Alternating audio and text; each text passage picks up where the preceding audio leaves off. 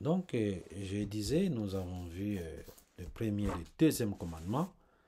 Alors, troisième commandement, c'est Exode chapitre 3, verset 7. On dit, tu ne prendras point le nom de l'Éternel en vain. Tu ne prendras point le nom de l'Éternel en vain. Ici, pas seulement qu'il n'est pas bon de citer le nom de l'Éternel pour des futilités, mais aussi d'utiliser ces noms pour se faire valoir. Il y a des gens, ils prennent le nom de l'Éternel en vain. Ça n'a même pas sa place là. Non, c'est pas bon. Donc ici, c'est aussi prendre le nom de l'Éternel pour se faire valoir. Ah non, ces messieurs-là, ils prient. Tu arrives quelque part là. Parce qu'aujourd'hui, quand on sait que non, tu es pasteur, ok, donc tu mérites quand même une certaine considération. Tu mérites une certaine considération. Non, il faut faire attention. Mériter une certaine considération là, c'est dangereux. En utilisant le nom de l'Éternel, c'est pas bon. C'est un péché. Aujourd'hui, les gens, pour se faire respecter, ils disent, ah, je suis pasteur. Mais qui t'a dit que tu es pas? Tu ne l'es même pas. La colère de Dieu sur toi. Ouais. Et il y a un autre verset que j'aime bien. Lévitique 19. Lévitique 19, verset 12. On nous dit ceci, j'ai dit au nom de Jésus. Vous ne jurerez point, vous ne jurerez point faussement par mon nom, car tu profanerais le nom de ton Dieu, je suis l'Éternel. Vous ne jugerez point faussement par mon nom. Parce qu'on te trouve que tu es un serviteur de Dieu, tu es en train de jurer faussement. C'est quoi? C'est une profanation. Tu es en train de profaner le nom de Dieu. C'est ça, prendre en vain le nom de l'Éternel. On te croit sur parole parce qu'on considère que tu es un serviteur de Dieu au moment où tu ne l'es pas. Tu prends ta position de serviteur de Dieu pour faire n'importe quoi, pour que les gens te... Moi, j'ai vu des gens dire, attention, moi, je suis pasteur. Mais parce que tu es pasteur, qui t'a donné le droit de faire ce que tu fais? Mais non, tu n'en as pas droit. Tu n'en as pas droit. C'est un péché. C'est pourquoi la colère de Dieu sur toi, tu dois te repentir. Pourquoi j'insiste là? Parce que la suite dépendra de ça. S'il n'y a pas une bonne repentance, il n'y aura pas une bonne délivrance. J'ai fait des délivrances des gens. Vous priez sur eux, vous sentez qu'il y a une résistance totale. Pourquoi? Parce que la personne ne veut pas confesser le mal qu'il a fait dans la vie. Il veut toujours apparaître bon, clean. Moi, je ne comprends pas beaucoup de gens. Il y a des gens dans la vie, ils sont là. Tu vas à l'hôpital, le médecin dit, tu souffres de quoi? Il dit, non, ça va, je suis bien. Mais pourquoi tu es venu? Pourquoi tu es venu? Si tu savais que tu n'étais pas malade, mais reste là où tu es. Ok?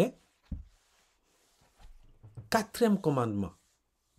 Exode 20, versets 8 à 11. Tu dois respecter les jours de sabbat. Ah. Il y a certaines religions pour eux, si vous ne priez pas les samedis, vous irez en enfer. C'est écrit dans la Bible. Mais, pour nous, au temps d'aujourd'hui, Jésus-Christ a dit, je suis le maître des sabbats. Matthieu 12, verset 8. Jésus-Christ a dit, je suis maître des sabbats. Qui est celui qui va laisser? Parce que Jésus-Christ a guéri les malades les jours des sabbats. Les pharisiens le disent et les Sanhédrins disent, tu n'as pas le droit de le faire. Il dit, ah bon? Qui est celui qui va laisser sa brebis, sa chèvre dans un puits? Il ne va pas les sortir parce qu'il est les jours des sabbats. C'est moi le maître des sabbats. Ok? C'est moi le maître des sabbats. Beaucoup de gens se battent dans la vie pour rien. Beaucoup de gens, je vous dis mes chers frères et sœurs, si Dieu veut te bénir, tu n'as pas à fournir beaucoup d'efforts. Je ne dis pas qu'il faut rester mains croisées sans rien faire parce que je suis chrétien, Dieu a fait. Il faut se battre. Mais parfois, nous nous battons pour rien. C'est ce que Psaume 127, verset 2. Psaume 127, verset 2 nous dit, en vain vous vous levez tôt le matin, vous vous couchez tard dans la nuit. Il en donne autant ses bien-aimés quand ils sont dans leur sommeil. C'est ça, hein? Quand toi tu te bats là, froid, chaud, il faut se battre, mais il faut avoir une certaine limite. Toi, tu travailles tous les jours. Tu n'as aucun jour que tu as consacré à l'Éternel. L'idée, c'est que Dieu a spécifié que pendant la semaine, une semaine a 7 jours. Pendant les 7 jours, tu dois consacrer un jour pour lui. Je ne dis pas que bon, ces jours-là, tu dois seulement ces Bibles. Non, mais ces jours-là, c'est des jours de repos pour toi.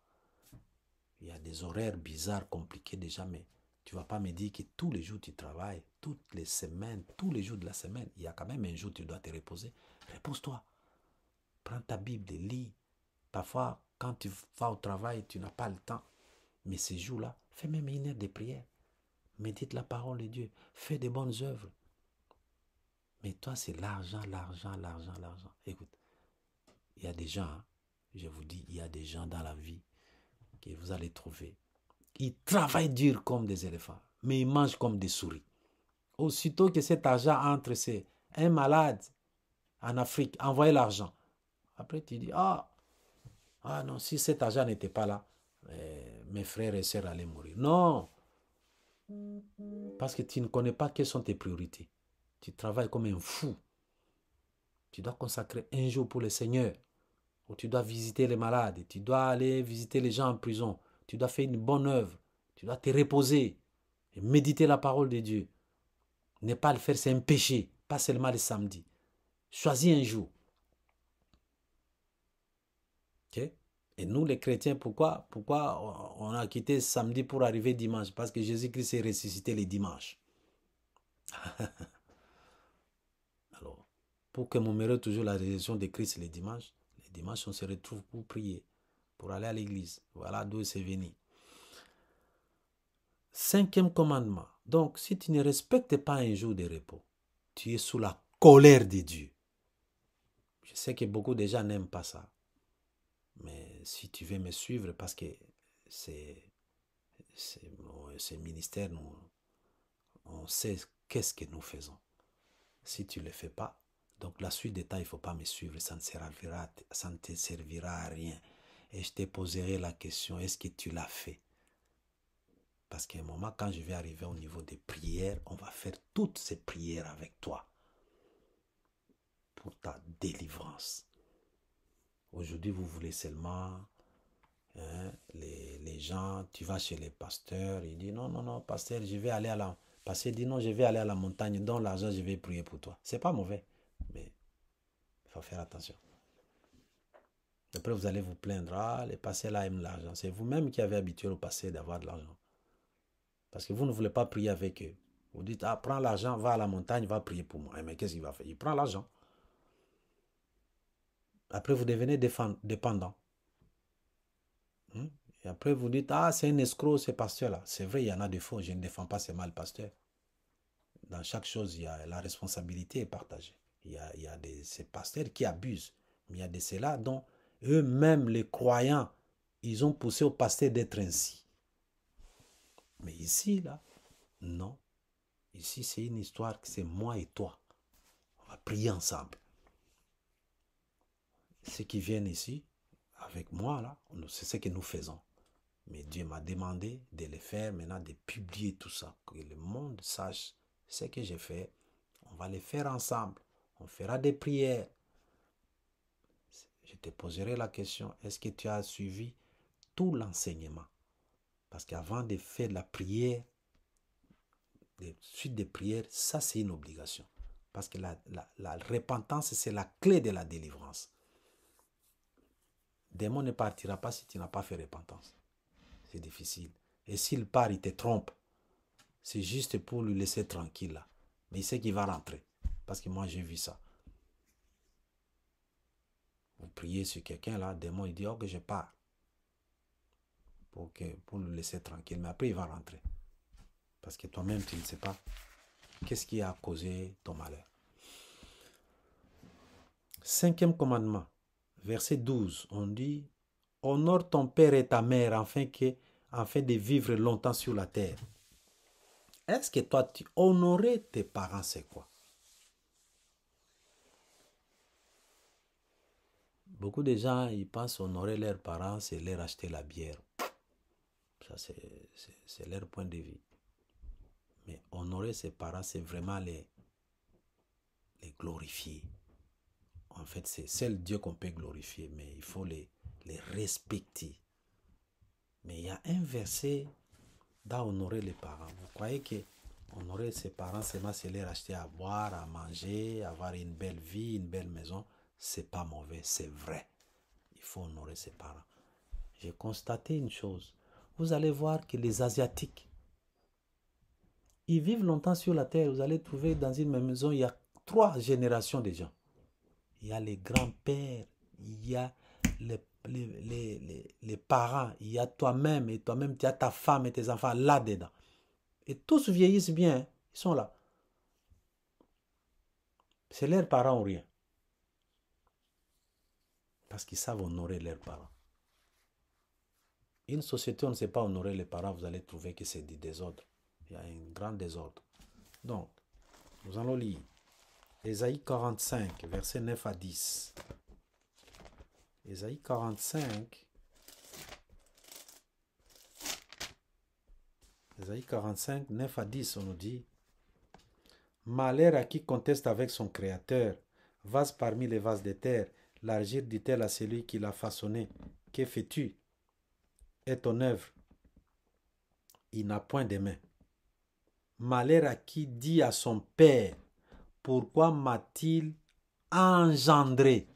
Malheur, ça dit maudit soit celui. Ah, moi je ne sais pas pourquoi je suis né dans cette famille. Tu es maudit. Tu dois te repentir. Ok? C'est ça, pour être concret. Hein? Et qui dit à sa mère, pourquoi m'a-t-il enfanté? Moi je ne sais pas pourquoi je suis né dans cette famille. Chaque famille a des problèmes. Toi tu es né dans cette famille, c'est Dieu qui a voulu que tu sois né de ses pères, à travers ses papas et cette maman, toi tu es venu sur terre. C'est Dieu qui a prévu ça. Mais tu commences à dire, moi je ne sais pas pourquoi je suis venu dans cette... Il ne fallait même pas que je sois né dans cette famille. Si tu as déjà dit ça, tu te répands. Parce que la colère de Dieu est sur toi. Et quand la colère de Dieu est sur toi, tu es sous la malédiction. Et quand la malédiction de Dieu t'attrape, les autres malédictions vont suivre. Voilà. Je crois que vous avez bien compris. Hein? Je crois que vous avez bien compris. Et je parle lentement pour que ça soit bien compréhensible. Exode chapitre 20, verset 13. C'est le 6e commandement. On dit, tu ne tueras point. Tu ne tueras point. Je pose la question aux gens. Tu as déjà tué? Oh non, non, je n'ai jamais tué. Ah, mais je te dis, bon nombre d'entre nous, nous avons déjà tué beaucoup de gens. On a déjà tué beaucoup de gens. Ok? Je ne parle même pas des avortements, parce que l'avortement, carrément, c'est un crime. Hein? Avortement, c'est un crime. Tu as avorté, tu as tué un être humain. Il faut te repentir. Ok? Mais en dehors de ça, quand nous lisons 1 Jean chapitre 3, verset 15, 1 Jean chapitre 3, verset 15, on nous dit, quiconque haït son frère, c'est un menteur. Voilà. Quiconque haït son frère, c'est un menteur. Si tu comprends que ton frère ou ta sœur n'est pas réellement ton ennemi, mais c'est un démon qui est en lui qui te combat, alors tu n'auras pas le temps de les haïr. Si on a levé les démons dans nos vies, on serait tranquille. Mais ce sont les démons, les esprits impurs qui entrent dans les personnes pour nous combattre. Donc, à chaque fois quand tu haïs ton frère et ta soeur, tu l'as déjà tué, tu es un criminel. Et quand tu es un criminel, tu dois te repentir. Prends ça au sérieux. Je ne vais pas un jour là, quand on va commencer les prières des combats, parce que vous vous attendez ça. Oh, fais, au nom de Jésus. Au nom de Jésus, fais oui, mais tu dois savoir, tu combats qui et comment. Il faut que notre prière soit efficace. Pour que la prière soit efficace, nous devons combattre avec méthode. Facilite-toi la tâche de faire ta bonne repentance. Ok? 7e commandement. C'est Exode 20, verset 14. Tu ne commettras point d'adultère. Oh, je ne saurais pas faire trop de commentaires là-dessus. Tu ne commettras point d'adultère. Une fois, j'ai reçu un petit garçon ici. Moi, j'ai dit, tu as déjà commis d'adultère? Il dit, non, moi, je n'ai jamais couché avec une femme. Il m'a dit, ok, donc c'est bon ça. Oui, ça, je ne suis pas concerné à ça. Il m'a dit, ah, tu es sûr? Ok, alors on va lire. Alors, lisons. Matthieu chapitre 5, verset 28. Il lisait. Il dit, qui regarde une femme pour la convoiter a déjà commis un adultère avec elle dans son cœur. Toi qui me suis, oh, tu n'as jamais couché avec un homme, tu n'as jamais couché avec une femme. Mais quand tu regardes cet homme-là, tu regardes la musculature, on dit, il a un ventre chocolat. Les barres de chocolat là. Jim, il a des bons paquets là, c'est beau, c'est grand, c'est une grosse la torse là, vous dites, oh mon Dieu. Et tu t'imagines déjà des choses dans un lit avec cet homme-là. Tu as déjà commis d'adultère. Il faut que tu te repentes. Il faut te repentir. Il y a des gens qui ont déjà couché avec des femmes, avec des hommes dans la pensée.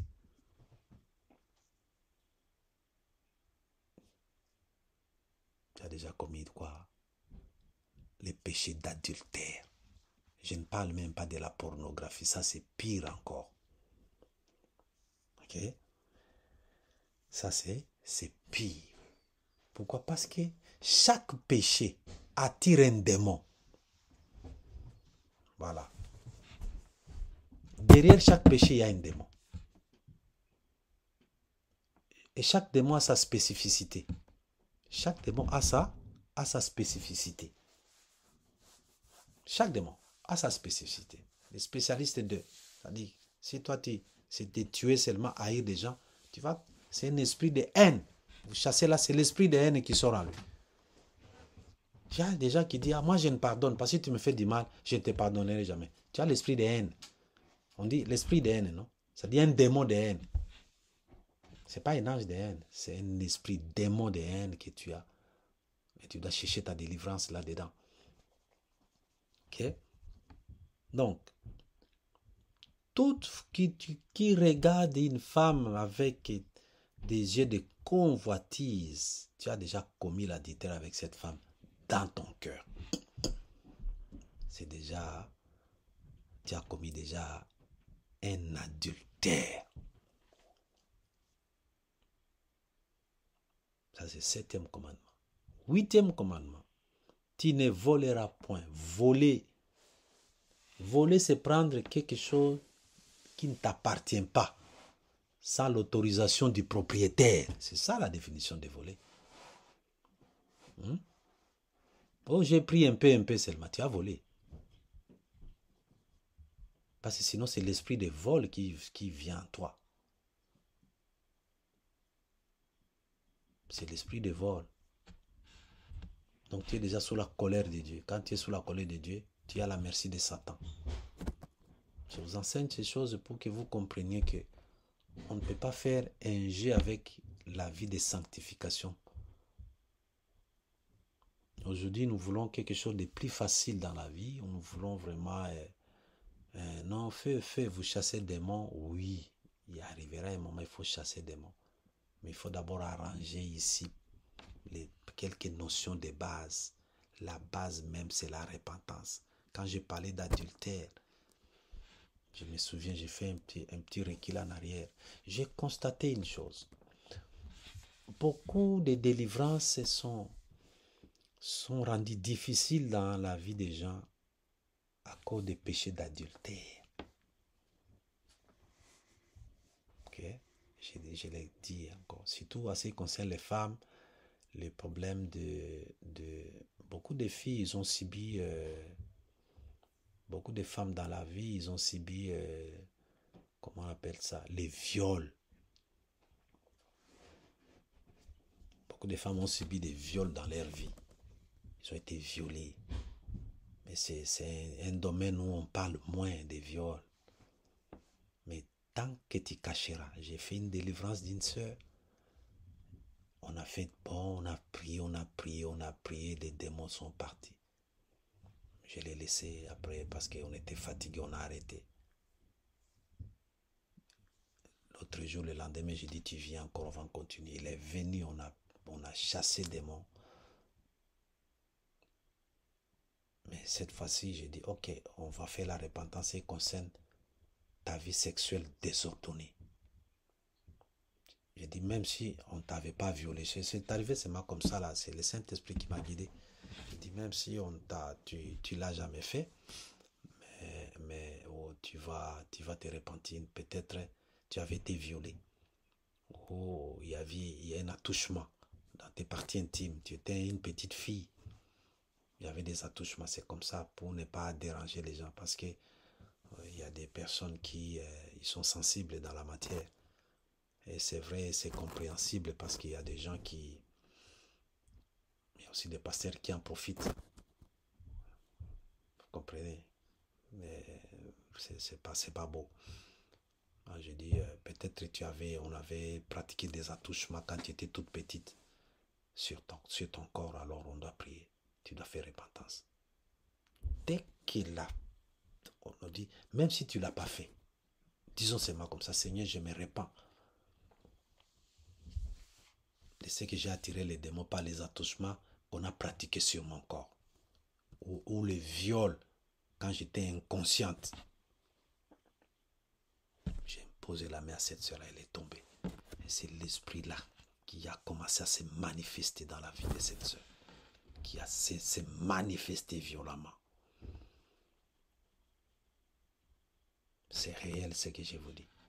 Parce que beaucoup de filles, et surtout, vous allez voir, votre papa avait quitté les villages. C'est toujours très souvent, c'est ça le scénario. Soit, bon, ceux qui sont nés dans les grandes villes, ils ont la chance. Mais beaucoup de gens, ils sont nés au village. Ou il est en ville, non, sa vie marche bien, Dieu l'a béni, il va bien. Et qu'est-ce qui arrive? On prend les petits frères à ton père, ou son cousin, ou un neveu qui vient habiter avec vous. Vous étiez toute petite fille là dans la maison de votre père. Crois-moi, le monsieur là, même si c'est ton oncle paternel, ou c'est les cousins, l'enfant de ton oncle paternel, toi tu es une petite fille, lui il est un petit garçon. Il peut être âgé de toi 4 ans, 2 ans, 3 ans là. Il risque de te violer.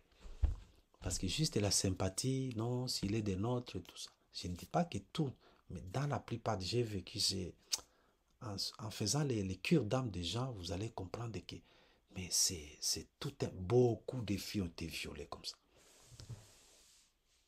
Par les gens qui ont habité chez eux à la maison. Mais ils ne peuvent pas les dire parce qu'ils ont peur. Si ils les disent, ça va être problème dans la famille. Problème. Alors pour qu'il n'y ait pas de problème, il va cacher, il ne dira pas. Il va cacher. Par bonheur, peut-être il peut aller dire ça à sa maman. Sa maman, il va dire, ah, si je l'ai dit, ça serait une mauvaise image pour ma fille, elle ne s'est pas encore mariée. Ok, tu as déjà dit à quelqu'un, ne dis à personne. Tant que c'est ne dis à personne, des mots partent pas, il va rester. Si c'est ton problème, si c'est ton cas là, il faut chercher un serviteur de Dieu, lui dire. Dit que moi j'avais été violé quand j'étais petite fille, on me l'avait dit, ou j'avais senti, oui, on me faisait des attouchements, c'est un viol. Je l'ai dit. Et ça cause problème dans ta vie. C'est seulement quand tu en parles. C'est ça confesser. Quand on parle de confesser, confesser signifie deux choses. La première signification de confesser, c'est parler ouvertement. Si tu confesses de ta bouche, ça dit si tu ouvres la bouche et tu parles.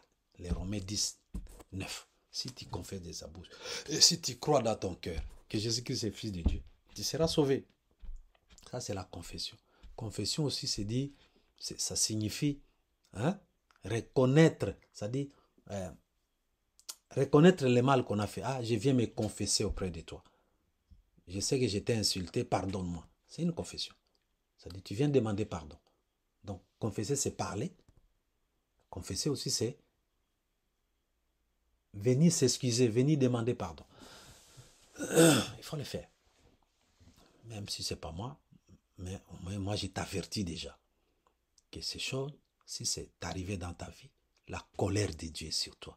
Et ça a amené les démons dans ta vie. Même si on prie pour toi, ça ne fait pas partie du moment où tu n'as pas livré à la honte publique l'ennemi. Parce que quand tu confesses, tu livres à la honte publique l'ennemi.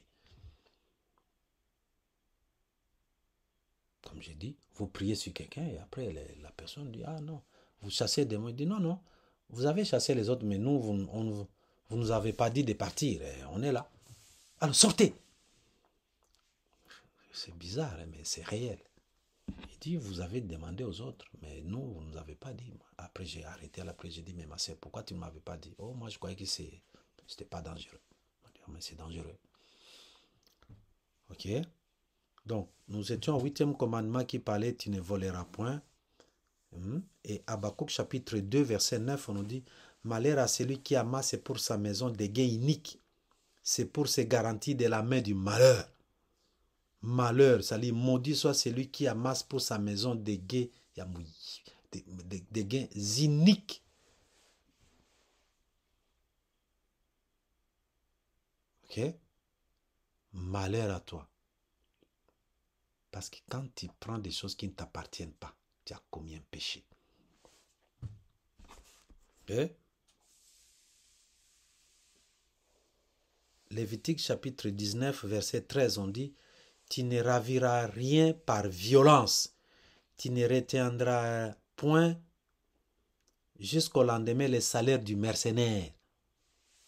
Tu ne dois pas prendre des choses, même si ça ne t'appartient pas, tu prends ça, même si des propriétaires là, toi tu prends ça par force. Tu as volé. Parce que j'ai dit, voler c'est prendre quelque chose qui ne t'appartient pas. Sans l'autorisation du propriétaire. Si tu ravis, ça dit c'est à contre-cœur.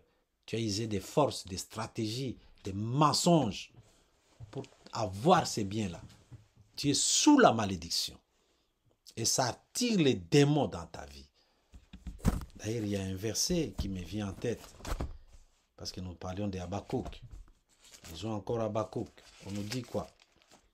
Quelqu'un, quand il construit la maison avec de l'argent sale, la maison là fait des bruits. La maison là fait des... J'aime ces versets ici. Habakkuk chapitre 2. Ok? Nous avons dit verset 9. On va aller jusqu'à 11. On dit quoi? Malheur à celui qui amasse pour sa maison des gains iniques, en fait de placer son nid sur un lieu élevé. Un lieu élevé. Pour se garantir de la main du malheur. C'est l'opprobre, c'est-à-dire la honte, l'humiliation de la maison que tu as résolue en détruisant les peuples nombreux, et c'est contre toi-même que tu as péché.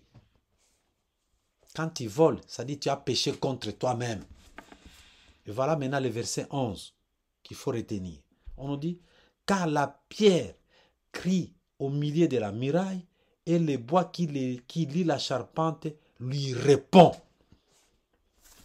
C'est-à-dire, quand tu construis une maison avec l'argent volé, l'argent de sang, l'argent qui ne t'appartient pas, l'argent qui ne t'est pas destiné, c'est-à-dire les pierres, les briques avec lesquelles tu as construit la maison, crient. Et la charpente lui répond. Ce sont des maisons qui crient spirituellement. Et dans cette maison, si tu vas y habiter, il y a un bruit. Ça dit, et ta prière et les bruits de ces choses-là font que ta prière n'iront nulle part. C'est ça. Nulle part Pourquoi vous habitez certaines maisons? Depuis que vous êtes entré dans cette maison, on n'a tué personne là-bas, mais l'argent avec lequel on a acheté cette maison-là, c'est de l'argent malhonnête. Et parce que c'est l'argent malhonnête, c'est un bruit spirituel dans cette maison. C'est clair? Jérémie 23, verset 30 à 31. Jérémie 23, 30 à 31, on dit: je m'attaquerai aux soi-disant prophètes qui volent mes paroles l'un à l'autre et qui confondent leurs paroles avec la mienne. Qu'est-ce qu'on veut dire par là? Les gens qui prennent la parole ils prennent leur parole comme la parole de Dieu. Ils ont volé la parole de Dieu. Si ce n'est pas Dieu qui t'a dit, ne le dis pas. Dis, moi je pense. Il ne faut pas dire c'est Dieu. Parce que si tu dis c'est Dieu qui m'a dit, au moment où ce n'est pas Dieu, tu as volé la parole de Dieu. Voler, ce n'est pas seulement l'argent. On peut voler la parole. Tu voles la parole de quelqu'un. Tu voles la parole de Dieu pour dire c'est Dieu. Et quand tu dis que c'est Dieu, au moment où ce n'est pas Dieu, tu es un voleur. Donc tu as l'esprit de vol. Et la colère de Dieu sur toi. Et tu dois te repentir. Proverbe, chapitre 11, verset 1. On nous dit, la balance fausse est en horreur à l'Éternel. Moi, je sais, en Afrique, là, les mamans qui vendent du sel ou du sucre, les petits verres, là, qu'est-ce qu'ils font? Ils mettent la bougie, là. Hein? Ils allument la bougie. Les liquides, là, la bougie, là, qui s'est liquéfiée, là, en bas, ça reste, ça monte, ça fait monter un peu le verre. Donc, le verre, là, ça n'a plus la même mesure. Ça devient une balance faute, une balance fausse. Et comme c'est une balance fausse, c'est en horreur à l'Éternel. Dieu a horreur de voir des choses comme ça dans ta vie. Et Dieu ne peut pas te bénir. Tu es un voleur. Répands-toi parce que tu as un esprit de vol. Je veux que chacun se repente de ces choses. Si vous voulez que nous puissions avancer, les vidéos qui vont suivre, nous allons parler des péchés. Après, nous allons, avant d'entrer dans les combats spirituels, on va voir les armes spirituelles. Pour que ça soit efficace, ces choses ici, tu dois les traiter durement. 9e commandement, c'est Exode 20, verset 16. Tu ne porteras point un faux témoignage. Tu ne dois pas mentir. Tu ne dois pas mentir. Ok? Tu ne dois pas mentir. On dit, qui ment est fils de Satan, car en lui, il n'y a point de vérité. Si tu mens, tu es fils de Satan. Jean 8, 44, c'est ce que ça dit. Jean 8, okay.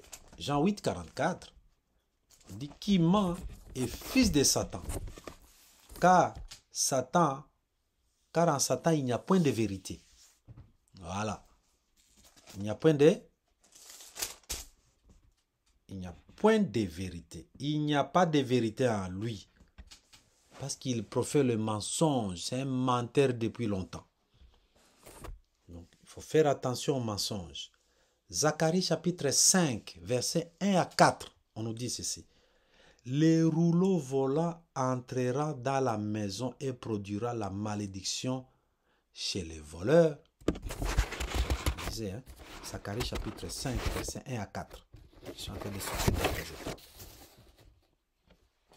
vous allez excuser, on va arriver jusqu'à 40 là pour terminer cette partie. Zacharie chapitre 5, versets 1 à 4. On dit, les rouleaux volants entrera dans la maison et produira la malédiction chez les voleurs et les menteurs, les parjures. C'est-à-dire les gens qui font les faux témoignages sont des menteurs. Un rouleau volant, Dieu a un rouleau volant. Il entre dans la maison pour détruire,